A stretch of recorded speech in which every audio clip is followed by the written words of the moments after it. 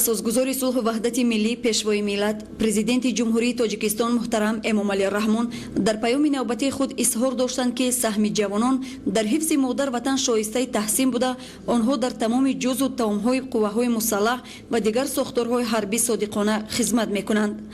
جوانان ناحیه شمسیدین شاهین از سخنان خیرتمندانه پیشوای معظم ملت روح الهام تازه گرفته با افتخار شرفمندی و نخستین روز دعوت بهاری اختیاراً آمادگی خود را برای حمایت مرز و بوم، آرامی و ثبات تاجیکستان عزیزمان اظهار داشتند.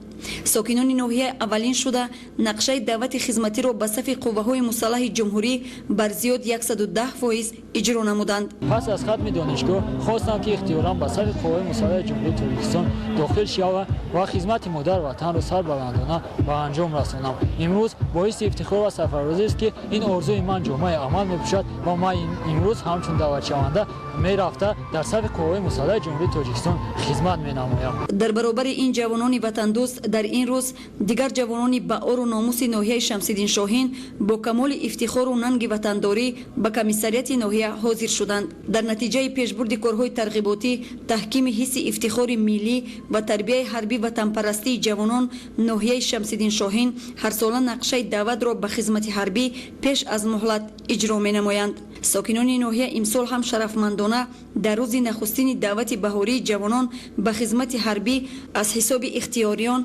جوانان روحان سالم نقشه دعوت را پورا اجرا کردند. در چورابینی روز دعوت شونده که در باغ فرهنگی فراغتی ناحیه با اشتراک دایره زیاد ساکنان، افسران و سربازان اتریاد سرحدی گذرانده شد. حاضرین اوید به خدمت صادقانه در نزد مادر وطن، حمایت مرز و بوم، حفظ دستاوردهای استقلالیت و آرامی و آسایشتگی کشور برآمد کرده ابراز داشتند که خدمت در صف ارتش ملی مکتب شجاعت و مردانگی است و در حیات آینده هر یک شخص نقش مهم دارد. یکی از این خصوصیت‌های جوانمردی، آیین جوانمردی این محافظت وطن، محافظت مرز میباشد. ناحیه شمسیدین شاهین ولایت ختلان مرز طولانی با جمهوری اسلامی افغانستان دارد. ساکنانش خوب درک کردند که حفظ مرز دولتی، تامین صلح و ثبات و خدمت وطن وظیفه‌های مقدس و قرض کنستیتوسیونی هر یک شهروند است و آن را باید به جا آورد. به این خاطر والدین این جوانان از آن افتخار دارند که فرزندان آنها نخستین شده اختیاراً به خدمت حربی فرستاده می شوند. همه فرزندان جمع آمده امروزه ما اختیاراً به صف قوه‌های مسلح آمدند. برای ما مادران این یک باعث افتخار می باشد. می خواهیم که فرزندان ما در حمایت مرز بوم وطن در خدمت مادر وطن با یک سری بلند، با یک افتخار، با روحیه وطن دوستی سربلندانه با فقط خدمت خود را به انجام رسانند، به نزد پدر مادر خود برگردند. از طرف شعبه فرهنگ ناحیه بخشیده به روز دعوت شونده و پورا اجرا شدن نقشه دعوتی بهاری جوانان به خدمت حربی چاره‌بینی فرهنگی تشکیل کرده شد. اهل هنر با سرود و ترانه‌های وطن دوستانه تب حاضرین را بولیده گردانیدند.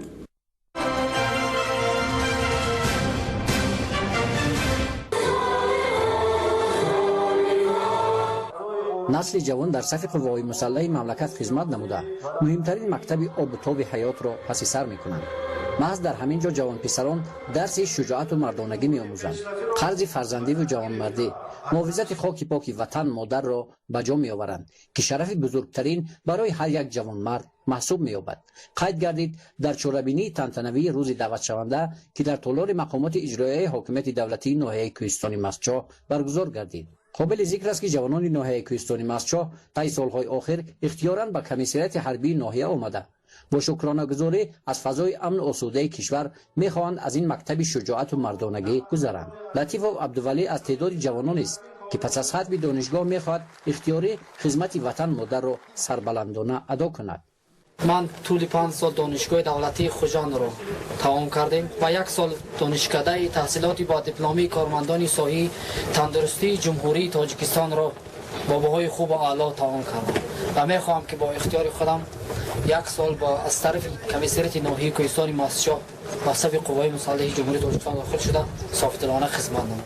محض محبت و صداقت چنین جوانان وطندوست است که ناحیه کوهستانی مسجد طبق معلومات‌ها برای جلب جوانان به صف ارتش ملی موقع پیش صفی را اختیار کرده است. قابل ذکر است که این نوبت نیز با تصمیم و دستگیری مولوی مقامات اجرایی حاکمیت دولتی ناحیه 12 نفر از شماره عمومی دعوت شوندگان در این روز صاحب شهادتنامه رانندگی شدند. باعث تاکید است که اهالی همه جماعت‌های دهاتی ناحیه در معرکه جلب جوانان به ارتش فعالیت نظررس دارند که در این جهت عامل اساسی به توجه والدان دعوت شوندگان به این معرکه مهم مربوط است. در آخر چورابینی تنتنوی به همه نواسکران و والدان فعال این معرکه مهم از جانب مقامات اجرایی حاکمیت دولتی ناحیه تحفه‌های خاطروی تقدیم کرده شد.